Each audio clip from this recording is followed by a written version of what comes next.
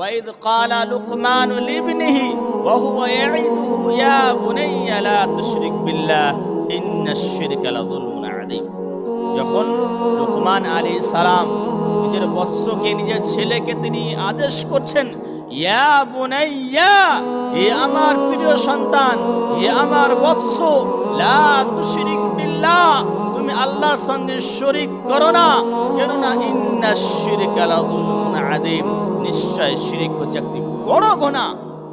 এখানে যে আল্লাহ রাব্বুল আলামিন ইয়া বুনাইয়া শব্দ ব্যবহার করলেন, আমার প্রিয় সন্তান, আজকে দেখবেন আমাদের সমাজে সেই সন্তানকে ডাক দেয় এবে শোনাবে, এইগুলি শব্দ ব্যবহার করা হয় আমাদের সমাজে।